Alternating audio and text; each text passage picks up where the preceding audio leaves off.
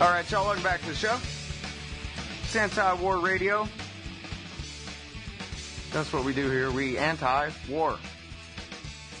I'm Scott Horton, and my next guest on the show is the other Scott Horton, the heroic anti-torture human rights attorney. He writes for Harpers.org, legal affairs journalist there, and keeps the blog No Comment. Welcome back to the show, Scott. How's things? Great to be with you. Things are going well. We're getting ready for a hurricane party here in New York City right now, you know. Well, is it getting that far north? Yeah, well, you know, we're going to get some rain. It's not going to be anything serious here. Oh, okay. That would be kind of fun to see big waves off the coast of New York like that. It always seems so calm in the pictures, you know? Like the city is built a couple of feet above sea level, and that's it. Yeah, well, I've seen times when the street lights were bending over from the wind. So it does hit, you know, we do get hit by hurricanes once in a while, but it's only every few years. That's cool. Man, I've never even been to New York. I ought to go sometime. Hopefully, you know, when it's not the target of any reprisal attacks on America, which it's likely to be again at some point, seems like. But anyway, you know, part of your bio is that you are the co-founder of the American University in Bishkek, Kyrgyzstan, if I'm even saying the name of the country right, which I'm sure I'm probably not. Can you tell us about that project a little bit, and then tell us about what's going on in Kyrgyzstan now? But I'm just interested in the story of you being the co-founder of a university over there in the middle of the old world where you can't even get there from anywhere. Well, that started about 15 years ago, and I was doing a lot of work out in Central Asia, spending a lot of time in Central and Kyrgyzstan in particular, and you got the pronunciation pretty well.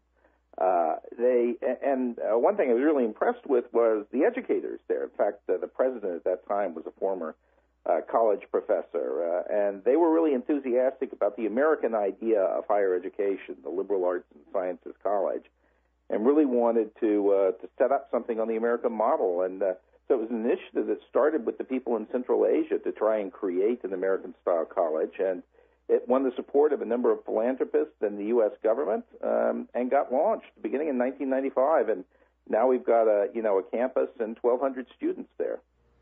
Wow, that's really great. It's almost like you could teach a neocon a thing or two about spreading liberty around the world, huh?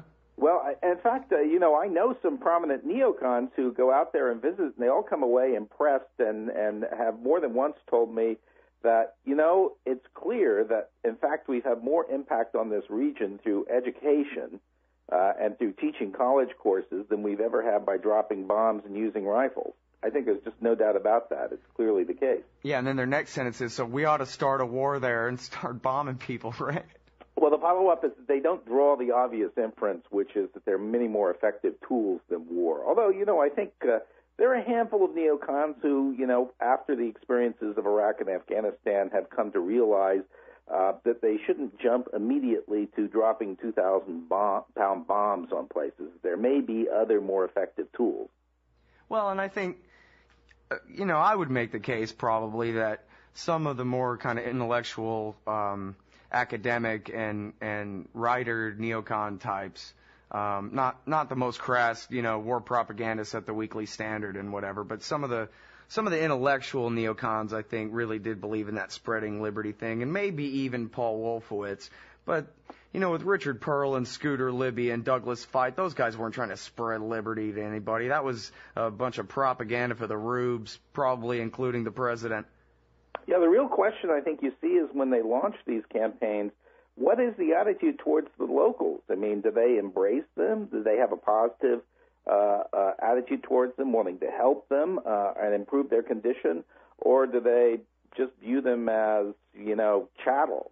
I think, the experience certainly in both Iraq and Afghanistan has been a mixed experience. So there's been some outreach and some attempts to protect. On the other hand, measures are taken that produce far too many civilian casualties. And even Stanley McChrystal, his final couple of months as he was on the way out there, he was openly and sharply critical of the tactics the U.S. had used in Afghanistan. He said that there had been far too many civilian casualties and that it resulted from the U.S. and U.S.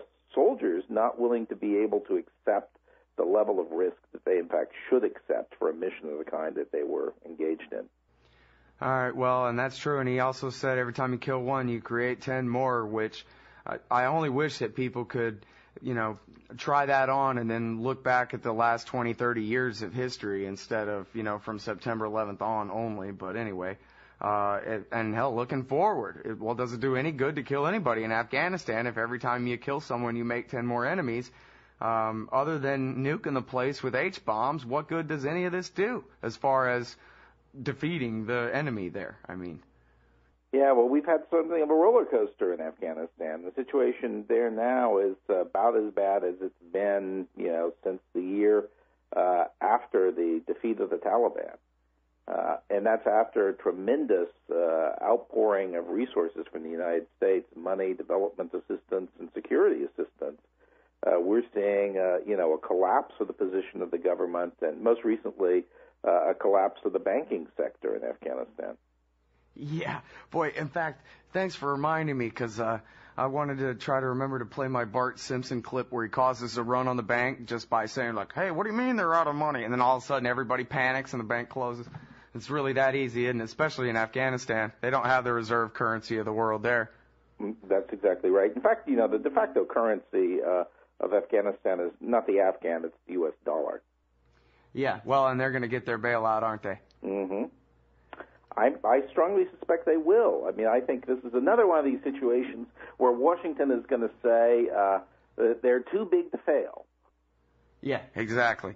All right, well, so let's take a couple of minutes as we come up on this first break here, on the one break here, Scott, and why don't you teach us a little bit about the Kyrgyz in general, then maybe when we come back, a little bit about, what's actually going on there, the American empire and Russia's influence there, et cetera.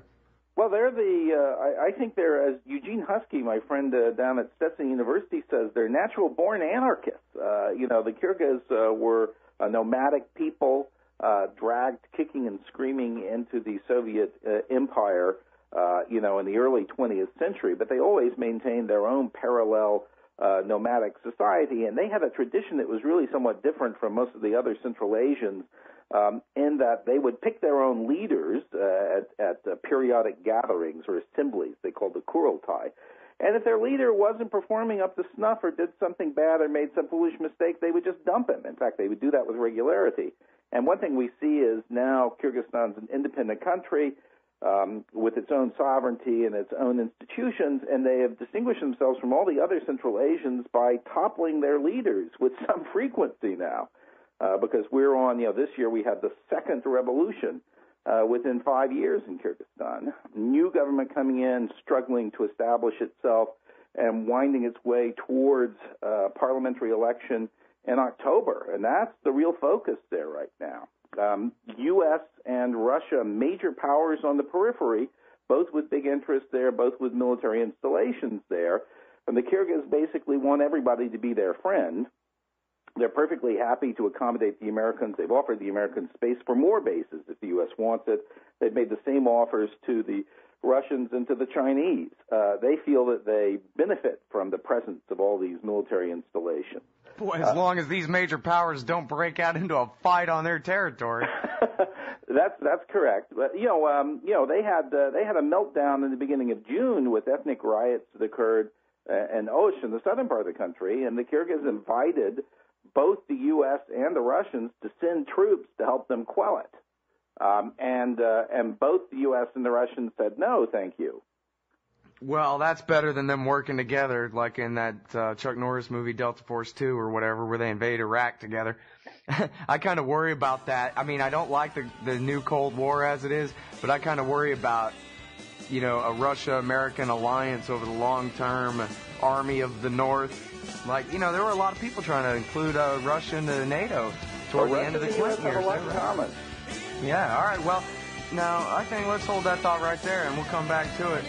It's the Other Scott Horton, anti-torture human rights lawyer from Harper's Magazine and Columbia University on AntiwarRadio. You can put the Liberty Radio Network on the air in your area. Visit broadcast.lrn.fm to learn how. Broadcast.lrn.fm.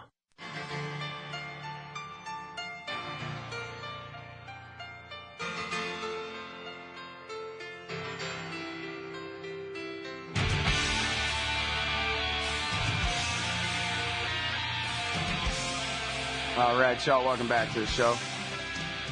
It's Anti-War Radio. I'm Scott Horton. I'm the Antiwar.com Scott Horton. The Anti-War Radio Scott Horton. And on the line is the other Scott Horton, or maybe I'm the other Scott Horton to him. But anyway, for purposes of this show, he's the other Scott Horton. He's a heroic international human rights lawyer. He teaches law at Columbia University in New York. He's the co-founder of the American University in Bishkek, and was the chair of the New York Bar Association's Committee on Human Rights and International Law, and on and on. That's just from what I remember off the top of my head. Go read his bio at harpers.org. Read his blog, no comment, harpers.org. Now, Scott, back when I was a kid, George H.W. Bush used to talk about the New World Order.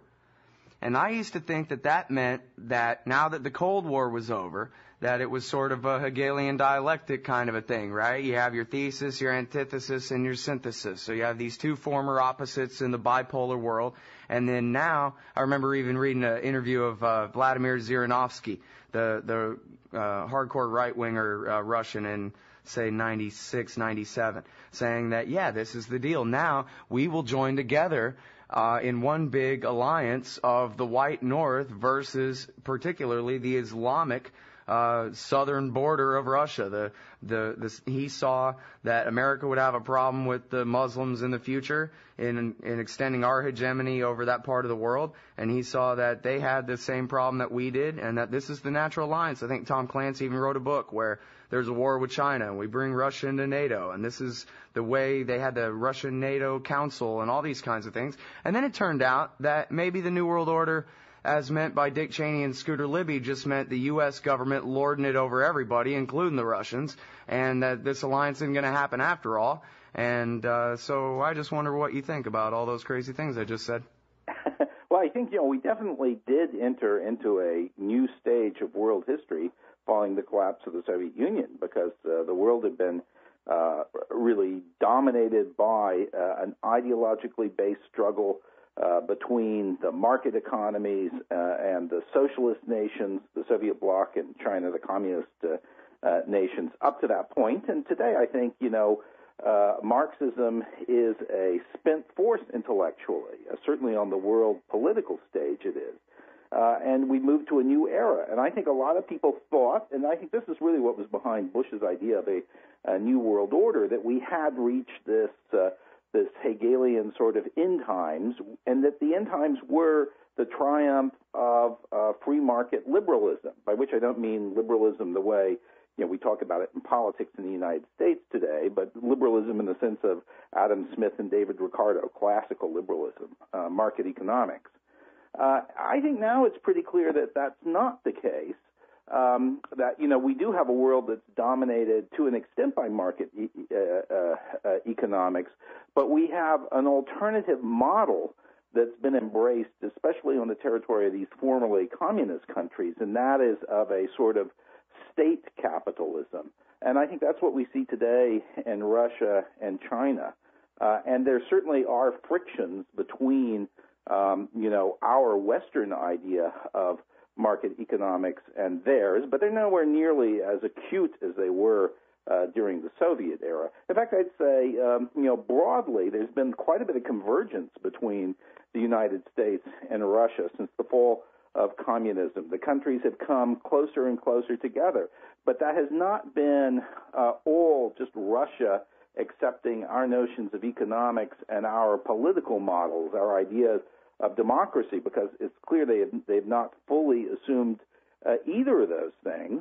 Rather, to a certain extent, it's been the United States converging much more closely towards the Russian model of a national security state. So it's been some very negative developments on our side, too. So if we look today at the world in terms of, let's call it the surveillance state,